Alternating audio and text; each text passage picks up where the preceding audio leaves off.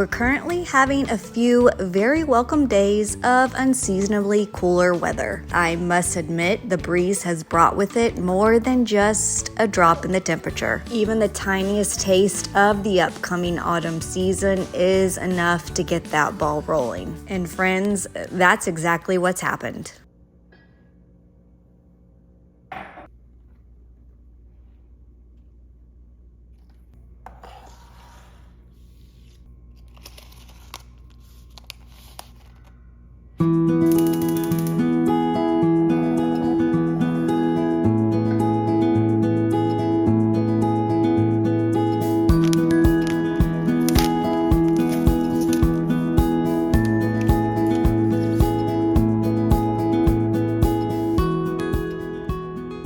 I realize the fact that something is fleeting makes it all the more beautiful, and not having something all the time makes it that much more special. If there was, however, one paradigm shift and exception to these rules, I'd reserve it for the autumn season. I mean, whoever said you can have too much of a good thing clearly had never experienced fall in all her glory. Normally, I'm a massive proponent of seasons sticking within their parameters. For fall, there's just no holds barred, and prepping too early just doesn't exist. Speaking of fall, for as long as I can remember, I have been a closeted Halloween fanatic. You may have seen a few hints around my home, but the extent of it far exceeds the assumed. I spoke a little bit about this in some of my very first videos, but long before I ever reached the double digits, I was quoting the entire movie of Beetlejuice. Dressing up like Wednesday Addams in the movie Hocus Pocus was the soundtrack to my life. If there ever were a shining example of a parent letting their child be just exactly who they were,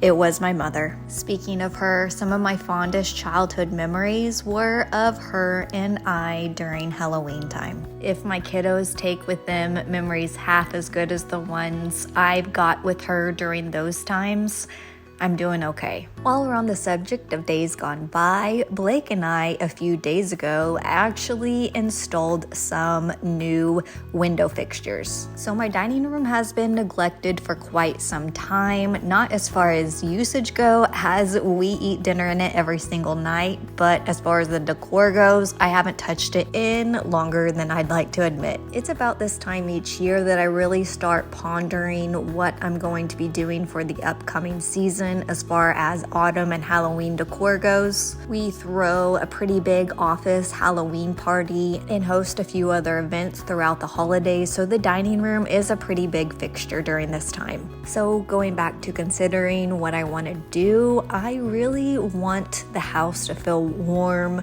cozy, inviting, and most of all, welcoming. One of the ways of obtaining all of the above is through layering. That said, my goal at this time is to begin laying down the first foundational layer. In terms of layers, the first are these gorgeous blinds. The warm color of the wood, the woven pattern, and the extra texture this adds, it really just ticks quite a few boxes all at once.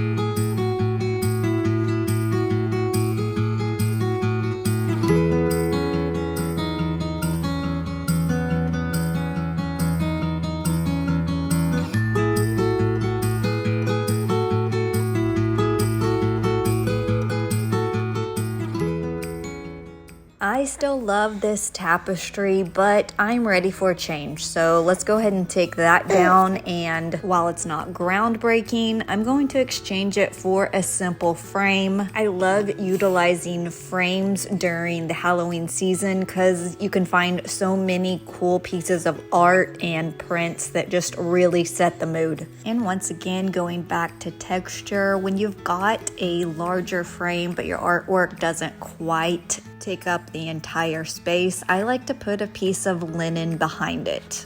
This can be a helpful trick when you want to get a little bit more bang for your buck. Artwork can be expensive, and especially when it's a larger piece. So if you've got a smaller piece of artwork, you can put a larger frame around it, and it really just makes it more expansive, and it just ultimately takes up more space.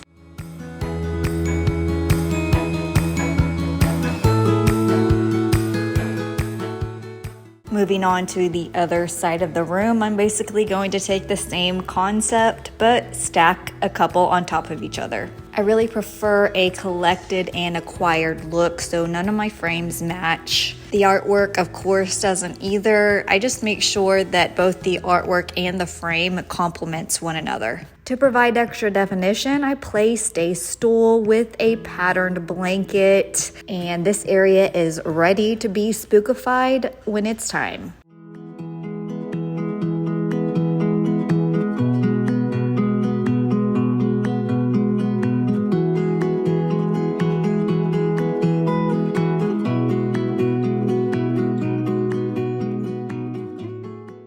Keeping with the layering theme we've got going on, I've got a few extra pieces I'm adding to the kitchen shelves. I used to think that the kitchen shelves were reserved for kitchenware, but the fact of the matter is the kitchen is where our family spends most of the time, and we might as well fill it with things that we love, irregardless of whether or not it traditionally belongs there. And once again, I'm trying to really lay down a cozy foundation. Books are one of my favorite ways of doing that. I especially love cookbooks. I love flipping through the pages, looking at the pictures. There's just something about thumbing through a book as opposed to clicking on your phone. I also, for what seems like forever, have been looking for an antique mortar and pestle, and I finally found one. I can't wait to use this thing for our herbs, just feeling the inside and how smooth it is, and wondering how many times it's been used, who used it, what ingredients have been ground up. Once again, like a ringing bell, I will forever proclaim my love for antiques.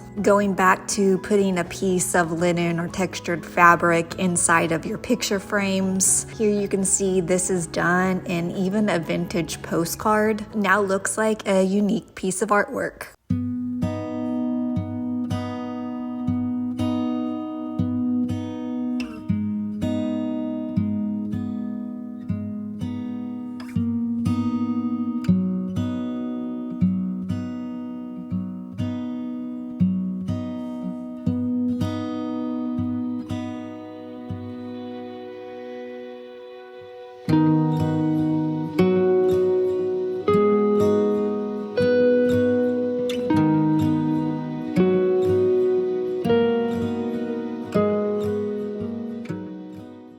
When each summer begins, the kids and I set goals for ourselves to be able to accomplish before summer's end. Because our family loves homemade bread so much, one of mine and Lola's goals is to perfect and know like the back of our hand a few more bread recipes. There aren't many better ways to cap off the ending of a crisp autumn day than with a soup that's been simmering on the stove all day long, paired with a hot loaf of homemade bread. The first year we moved down here, we hosted our office's first annual autumn party. For dinner, we served a variety of soups inside of sourdough bread bowls, and it's been on that party's menu ever since.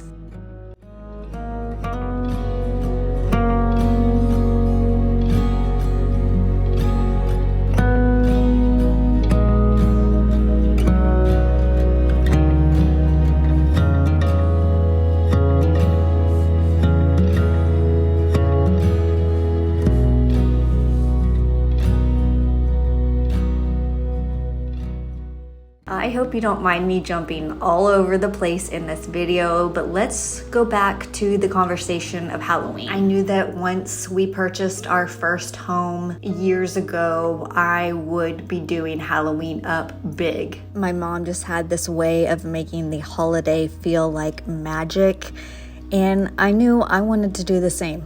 My Halloween assortment began quite small, but over the years, I have amassed quite the collection. Halloween Huntress should be one of my job titles, as each year, my goal is to surpass the last as far as how many goodies I can find. I will also admit one year I was feeling quite nostalgic and I set out to find as many Halloween decorations from my childhood that I could possibly acquire. If me taking you through some of those things is something you'd be interested, I'd love for you to let me know in the comments section. I'd also love to know if y'all would be interested in coming along with me as I kind of tackle my Halloween decor hunting. I'd love to take you along behind the scenes and kind of walk you through some of the hauls that I find. Much of my Halloween decor pieces are vintage, but I'd love to also share with you those that may be available in your particular stores as well.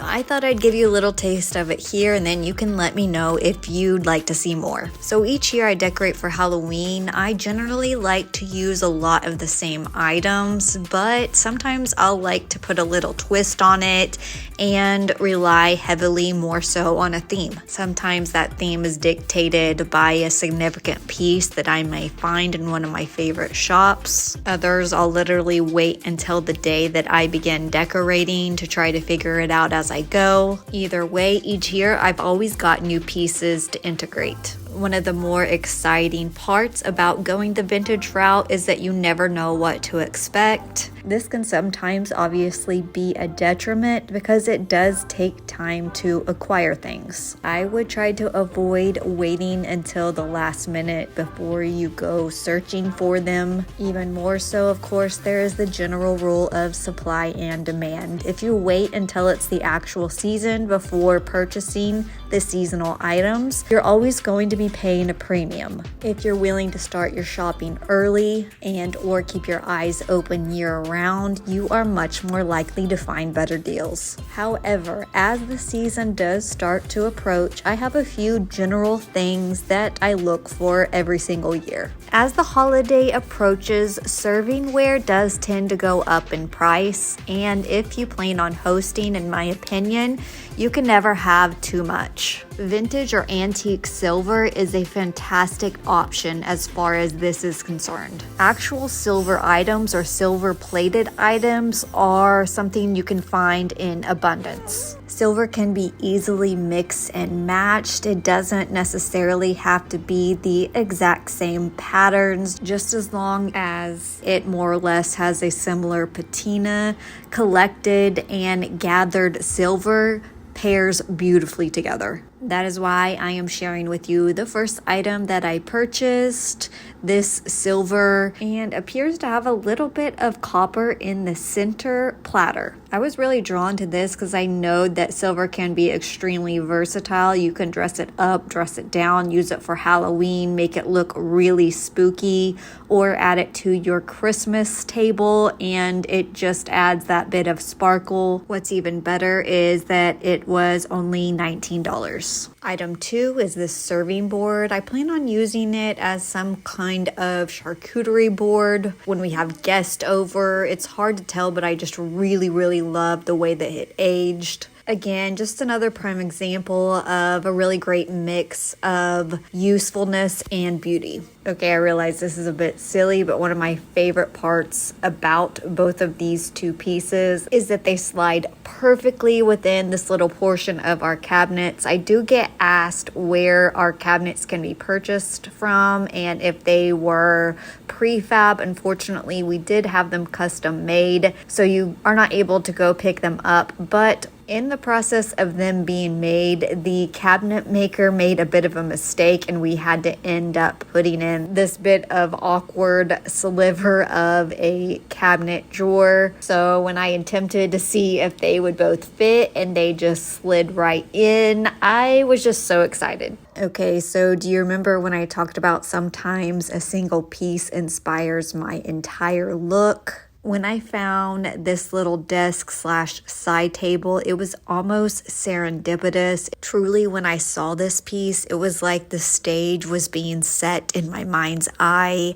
I could see this piece inside a quaint old stone cottage, spooky autumn themed books sprawled on top, a varied array of antique amber glass apothecary, all paired with the few other unique oddities I may happen to find along the way.